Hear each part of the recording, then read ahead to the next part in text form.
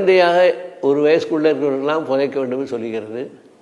சன்னியாசிகள் சாதுக்கள் மறுபிறவியிலே வராதவர்கள் மறுபிறவியிலே நம்பிக்கை இல்லாதவர்கள்லாம் புதைக்க வேண்டும் சொல்லப்படுகிறார்கள். ஆக எரிப்பது உசந்தது உயர்ந்தது, ஆனால் அவர்களுக்கு மறுபிறவி இல்லாமல் வரும். குழந்தைகளுக்கு மறுபிறவி உண்டு, புதைப்பவர்கள் அனைவருக்கும் மறுபிறவி உண்டு. எந்த பெரியவர்கள் ஞானிகளாக மான்களாக சென்றார்களோ அவர்களுக்கு தான் மறுபிறவி கிடையாது புதைத்தாலும்.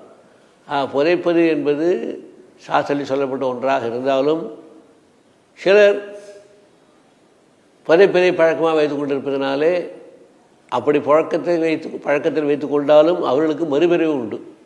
ஆக மறுபிறவியை நம்புகிறவர்கள் எல்லோரும் எரிக்க வேண்டும், மறுபிறவி நம்பிக்கை இல்லாதவர்களோ வராதவர்களோ புதைக்க வேண்டும் என்று நியதி.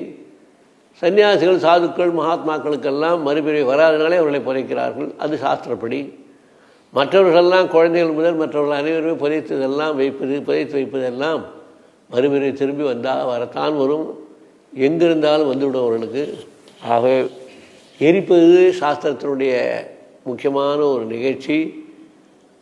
புதைப்பது சன்னியாசிகள் சாதுக்கள் ஒரு வயதுக்குள்ள குழந்தைகளுக்கு சொல்லியிருக்கிறது. ஆனாலும் ஒரு வயது குழந்தை திரும்பி பிறக்கும். ஞானிகள் சாதுக்கள் மகாத்மா பிறக்க மாட்டார்கள். மற்றவர்களெல்லாம் புதைத்தால் அவர்கள் திரும்ப திரும்ப பிறந்தான் வருவார்கள். இதுதான் சாஸ்திரத்தினுடைய ஒரு முடிவு.